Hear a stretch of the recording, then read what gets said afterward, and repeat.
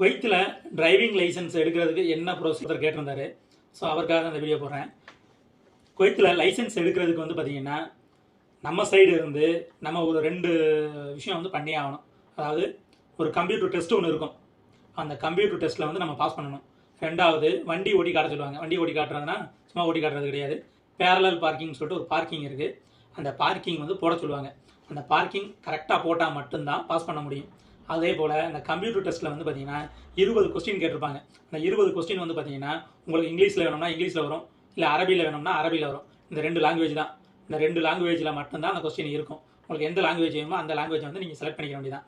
அந்த 20 கொஸ்டினில் நீங்கள் வந்து 15 மார்க் எடுத்தாகணும். 15 கொஸ்டினுக்கு வந்து நீங்கள் 15 கொஸ்டினுக்கு வந்து சரியாக நீங்கள் வந்து ஆன்சர் பண்ணி ஆகணும். அந்த 15 மார்க் எடுத்தால் மட்டும் தான் நீங்கள் பாஸ். நீங்கள் 15 மார்க் எடுத்தீங்கன்னா தான் வந்து உங்களுக்கு அடுத்து வந்து வண்டி ஓட்டி காட்ட சொல்லுவாங்க. இல்லை அப்படின்னா வந்து மறுபடியும் ஒரு டேட் கொடுத்து மறுபடியும் வந்து உங்களை வந்து எக்ஸாம் எழுத சொல்லுவாங்க. இந்த எக்ஸாம் வந்து பார்த்தீங்கன்னா ஒரு கம்ப்யூட்டருக்கு முன்னாடி கொண்டு போய் விட்டுருவாங்க. வந்து பார்த்தீங்கன்னா கம்ப்யூட்டரில் நீங்கள் லாங்குவேஜ் செலக்ட் பண்ணிட்டு வாங்க அந்த டெமோ எப்படின்னு பார்த்துடலாம். முதல்ல கூகுள் குரோமை ஓப்பன் பண்ணிக்கோங்க. அதில் Kuwait driving test question and answer அப்படின்னு மேலே டாப்பில் வந்து டைப் பண்ணிக்கோங்க. டைப் பண்ணிட்டீங்கன்னா இந்த மாதிரி வந்து உங்களுக்கு ஓப்பன் ஆகும். இதில் டாப்பில் இருக்குது பாருங்கள், தியரிட்டிக்கல் டிரைவிங் டெஸ்ட் டெமோ அப்படின்ட்டு அதை கிளிக் பண்ணுங்கள். அதை கிளிக் பண்ணிங்கன்னா ஒரு பேஜ் வந்து ஓப்பன் ஆகும். பார்த்திங்கன்னா ஓப்பன் ஆகிடுச்சிங்களா. இதில் வந்து பார்த்திங்கன்னா டாப்பில் வந்து பார்த்திங்கன்னா 20 கொஸ்டின் இருக்கும். ஒவ்வொரு கொஸ்டினாக நம்ம ஆன்சர் பண்ண அந்த 1 by 1 ஒவ்வொரு கொஸ்டினாக வந்து வந்துக்கிட்டே இருக்கும். இதை நான் ஒவ்வொரு கொஸ்டினையும் உட்காந்து படிச்சுக்கிறதுனா எனக்கு கிட்டத்தட்ட வீடியோ வந்து பார்த்திங்கன்னா 15 நிமிஷம் போயிடும். ஸோ அதனால் வந்து நான் முடிஞ்ச வரை ஒவ்வொரு கொஸ்டினாக வந்து ஆன்சர் பண்ணிக்கிட்டே போயிட்டே இருக்கேன். உங்களுக்கு வந்து இந்த எக்ஸாம் முடித்ததும் இந்த டெஸ்ட்டு முடித்ததும் லாஸ்ட்டில் வந்து பார்த்திங்கன்னா நீங்கள் எத்தனை கொஸ்டினுக்கு, அதாவது 20 கொஸ்டினுக்கு எத்தனை மார்க் எடுத்திருக்கீங்க அப்படிங்கிறத வந்து அது காமிச்சிடும்.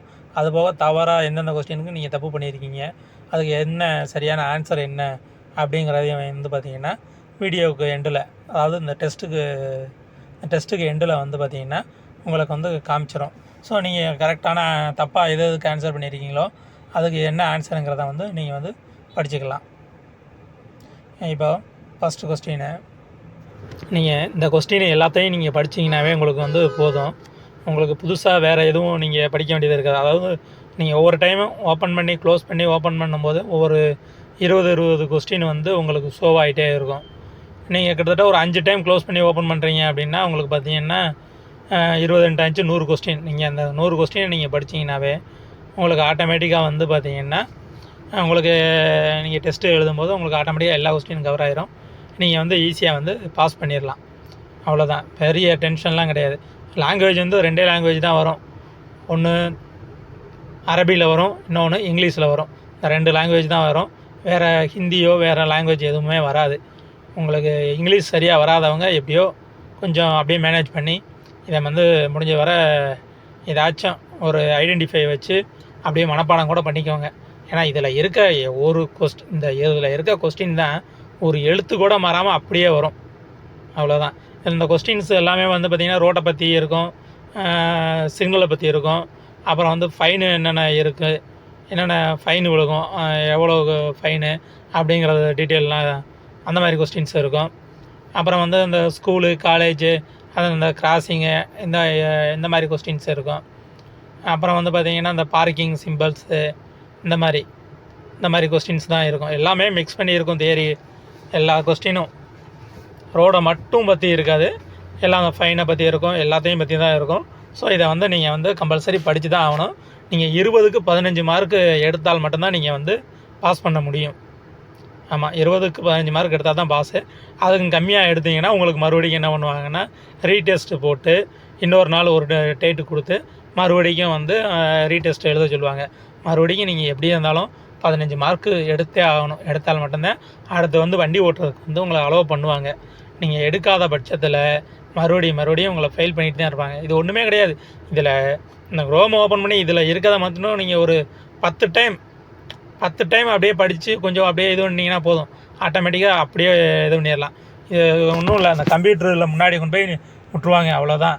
விட்டோன்னா ஆட்டோமேட்டிக்காக நம்ம மொபைலில் டச் பண்ணுற மாதிரி கம்ப்யூட்டரில் டச் பண்ண வேண்டியதான். ரொம்ப ஈஸியாக தான் இருக்கும், ஒன்றும் பிரச்சனையே கிடையாது. இதில் என்ன இருக்குதோ அது மட்டும்தான் இருக்க போகுது. புதுசாக உங்களுக்கு அடிஷ்னலாக வேறு எந்த கொஸ்டின்ஸும் வராது. வேறு எந்த ஒரு சின்ன சேஞ்சஸ் கூட இருக்காது. இதில் நீங்கள் என்ன படிக்கிறீங்களோ அது அப்படியே இருக்கும். அவ்வளோதான்.